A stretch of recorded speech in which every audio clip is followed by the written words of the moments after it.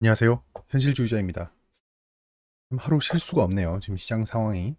다들 좀 답답해 하실 것 같습니다. 이럴 때 또 같이 있어주는 게 진정한 친구 아니겠습니까? 지금 시장 전체적으로 약간 암울합니다. 암울한데 거기에 더해서 비트코인이 전체적으로 폭망 중입니다.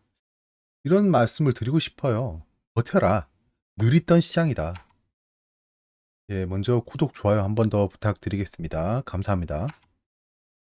자, 세계 경제 현황을 보겠습니다. 지금 소비자 물가 지수에 이어서 CPI죠. 생산자 물가 지수가 발표됐습니다. PPI죠. 프로듀서 11% 상승했다고 하는데요.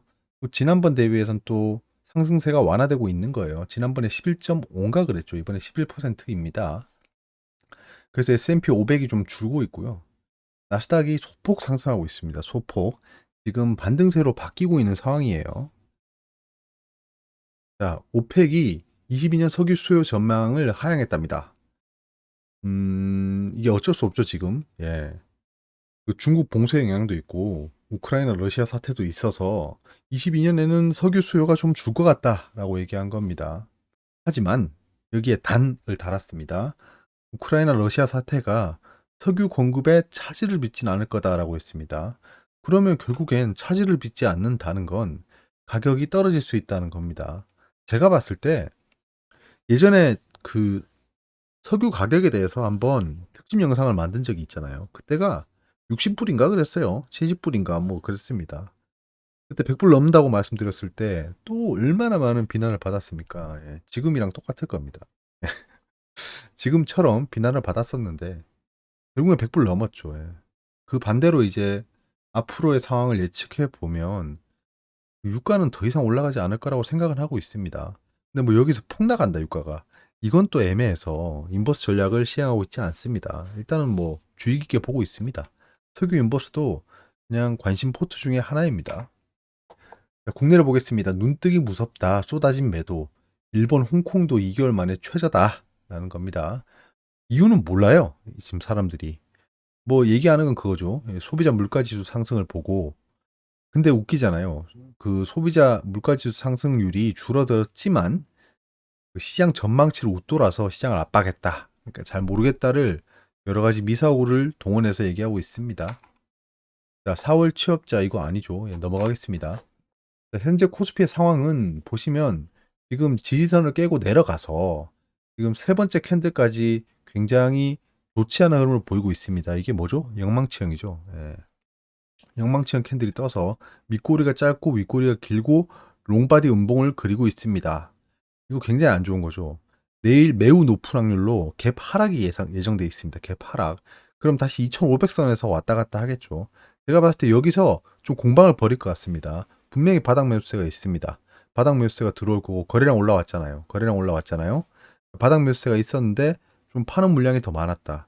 외국인 기관이 아마 상승을 막는 공매도를 실행하고 있을 것이라고 예상은 하고 있습니다. 삼성전자라든가 SK하이닉스 같은 대형주에 호가창을 좀 보고 있어야지 감이 오겠지만 그 하루 종일 보고 있을 수는 없죠. 예, 그 뭐 보고 있는다고 지금 뭐 해결되는 시장도 아니고요. 하지만 매우 높은 확률로 여겨진다라는 겁니다. 일단은 여기서는 좀 조심스럽게 지켜보는 게 중요합니다. 그래서 저는 인버스를 통한 해지 전략을 실행하고 있죠. 이거 처음에 말씀드릴 때는 약간 애매할 수도 있었어요, 사람들이. 야, 뭐, 야, 인버스, 그냥 팔고 나가면 되지, 뭐 이런 생각 하잖아요. 근데 여기서 가만히 생각해 봐야 될 게 있어요. 지금 시장이 벌어지고 나서, 하락하고 나서 이 팩트를 마주하고 있으니까, 야, 하락한다 그랬지? 이렇게 얘기할 수 있지만, 사실 시장을 실시간으로 대응하다 보면 내일 어떻게 될지 몰라요. 내일 어떻게 될지 모르기 때문에, 내일 갑자기 뭐, 모든 게 뭐 다 해결된다는 듯이 또 외국인 기관이 마음을 바꿔서 5% 6% 시장을 상승시키면 어떡할 겁니까? 그럼 팔고 나왔을 때 그 멘탈 관리가 안 되는 거예요. 그러니까 쉽게 팔고 나가면 안 되는 게 멘탈 관리가 안 됩니다. 그때부터. 주식 매매는 결국 멘탈 싸움입니다. 멘탈 싸움. 뭐 장기적으로 투자할 거면 멘탈 의미도 없죠. 그냥 사놓고 그냥 가만히 있으면 되니까. 하지만 최대한 효율적으로 사야 나중에 수익을 극대화할 수 있겠죠. 그렇기 때문에 우리가 기술적 분석 같은 걸 통해서 자를 들이대고 있는 거고요. 여기서 사면 가장 합리적인 가격이야. 약간 이런 생각을 하는 거잖아요. 그 상황에서 멘탈이 흔들리지 않기 위해서는 내 포트폴리오를 지키면서도 무언가 익셉션, 제외 상황이 발생했을 때 수익을 낼 수 있는 방안을 마련해야 된다는 겁니다. 그거 중에 하나가 인버스 전략이죠. 예, 시장이 크게 흔들릴 수도 있기 때문에 만약에 크게 흔들리면 뭐 내 포트에 어차피 팔지 않으면 손해가 확정되지 않는 거 아닙니까? 그 상황에서 인버스로 수익을 실현할 수 있다는 겁니다. 그게 인버스 전략이다. 자, 지금 코스닥 150 선물 인버스를 들어갔죠.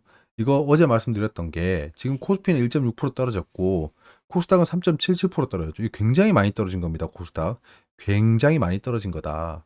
근데 제가 코스피 인버스 ETF가 더 유리해 보이지만 기술적 분석상요. 시장 상황상 코스닥 변동폭이 더 클 것으로 예상했잖아요. 그러니까 지금 보시면 알겠지만 코스닥이 거의 뭐 대부분의 종목이 하락했죠. 기관이 거의 많이 팔았어요. 뭐 외국인 뭐 나쁜 놈들이 이렇게 얘기하지만 외국론은 기관이다. 예, 기관이다. 금융 투자겠죠. 금융 투자가 아주 그냥 코스닥을 잡아 던졌습니다. 보시면 롱바디 양봉이 좀 발생했는데요. 여기서 갭 상승하면 돌파죠. 이게 차트를 뒤집어 보는 건데요. 결국엔 코스닥 차트 뒤집은 거잖아요. 갭 상승하는 순간 또 슈팅이 나올 수 있기 때문에 조금 인버스 자체는 좀 기대하고 있습니다. 시장 자체는 좀 올라가면 좋겠지만 지금 현재는 좀 안 좋은 상황이지 않습니까? 그래서 좀 인버스로 수익을 좀 극대화한 다음에 다시 포트폴리오 편입을 고려해 보겠습니다. 지지선이 붕괴된 상황이죠, 지금. 트랩 스윙 가능성도 존재합니다. 그래서 정신 똑바로 차리고 시장을 보고 있어야 된다. 시장은 뭐뭐에 휘둘리고 있다겠죠? 예, 금리, 파월입니다. 금리. 지금 온통 지금 공포 심리를 조장하고 있는 게 금리예요. 금리가 올라갈 거고 시장의 돈은 사라질 거고 인플레이션이 우리를 옥죄할 거다 이런 막 공포감을 막 계속 조성하고 있어요. 이 지겹지도 않은지 모르겠습니다. 저 이제 뭐 금리, 인플레이션 얘기 들으면 무덤덤합니다. 아, 그 얘기, 어제 했던 그 얘기, 엊그제 했던 그 얘기 이러고 있는 거죠. 뭔가 새롭지가 않아요. 근데 막 돈으로 밀어붙여서 시장을 하락시키다 보니까 사람들이 잠깐 이거 금리 우습게 볼 게 아니네 뭐 이런 얘기를 하고 있는 거예요.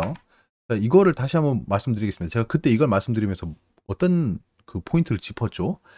급격한 금리 인상이 발생하면 시장이 6개월 정도 흔들렸다라고 했습니다. 급격한 금리 인상이 얘기 나온 지가 지금 2개월 정도 넘었죠. 예, 그러면 이제 3, 4개월 정도는 지지부진하게 횡보할 수 있다는 겁니다. 근데 횡보를 할 때 보면 급격하게 하락하는 타이밍이 나오죠. 여기 더 확대해 볼까요? 예. 급격하게 하락하는 타이밍이 나오죠. 남색선입니다. 그리고 반등했다가 다시 하락. 요런 선이 있다는 겁니다. 그래서 지금 급격한 금리 인상이 발생하고 있는 상황이라 크게 흔들릴 수 있다라고 말씀드렸던 게 이런 포인트입니다. 근데 뭐 결과론적으로는 예, 금리가 오르건 뭐 하건 시장은 계속 상승해 왔어요. 그냥 이거는 역사적인 팩트고 이 금융시장이 움직이는 메커니즘입니다. 이 주식 차트, 전 세계 금융 차트가 망가져서 이렇게 떨어진다. 마치 닥터 둠이라 불리우는 루비니 교수처럼 뭐 I자 폭락에 기다리고 있다. 뭐 이런 상황이 한다는 건 자본주의라는 게 세상에서 없어지고 있을 겁니다. 기업이 이윤을 창출하고 있지 못하는 거겠죠. 말이 됩니까, 이게? 그럼 사람들은 어떻게 밥을 먹고 어떻게 소비를 하겠습니까? 소비를 하고 밥을 먹는다는 건 어떠한 기업은 돈을 벌고 있다는 거예요. 돈을 벌고 있다는 건 이익이 발생한다는 거고 그 이익이 발생한다는 건 결국엔 주식회사의 가치가 올라가고 있다는 겁니다. 그러면 자본시장은 붕괴될 일이 없는 거죠. 우리가 먹고 싸고 재화를 구매하는 이상. 그리고 비트코인이 지금 4천만 원 선이 붕괴됐다라고 합니다. 저 깜짝 놀랐어요. 예. 왜냐하면 비트코인이 이렇게까지 빨리 하락할 줄 몰랐습니다. 간밤에 뭐 인플레이션 우려로 하락세를 보인 뉴욕 증시에 비트코인이 동조한 때문으로 보인다. 뭔 소리야 이게? 동조한 때문이 뭐죠? 요즘 기자분들은 좀 각성 좀 해야 됩니다. 예, 이런 검수도 안 하고 나오는 기사가 있네요. 뭐 하지만 뜻은 통하니까요. 뉴욕 증시 뭐 인플레이션 때문에 비트코인도 떨어지고 있다고 합니다. 도대체가 인플레이션이나 비트코인이랑 무슨 상관인지도 모르고 쓰는 기사입니다. 뭐 비트코인이 뭐 이자가 붙습니까? 뭐 예, 인플레이션이랑 관계없죠. 제가 얼마 전에 생방송에서 말씀드렸었어요.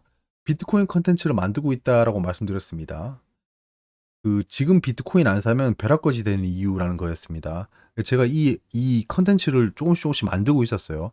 언제 공개하려고 했냐 하면 큰 폭락이 발생한 다음에 지금 비트코인 안 사면 이 얘기를 하려고 했어요. 그날부터 분할 매수를 시작할 예정이었는데 생각보다 이 상황이 일찍 왔어요. 약간 어벙벙합니다, 지금. 갑자기 왜 이러지? 라는 생각이 들고 생각보다 빨라서 아직 완성을 못했습니다.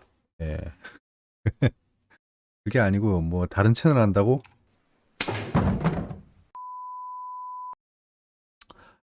예. 한마디 요약해 보겠습니다. 제가 어제 말씀드린 대로 투매가 발생하고 있습니다. 라고 하면 이제 부서의 사장님이 "어우 나 죽겠어 지금. 야 계정 못 보겠어." 이러면 아직 신용 반대 매매가 출회되지 않았으니까 섣부르게 바닥이라고 확신하지 말고 인버스로 차근차근 해지하면서 시장 상황을 보는 게 어떨까요? 어차피 주식시장은 상승 추세였고 앞으로도 그럴 것입니다. 에?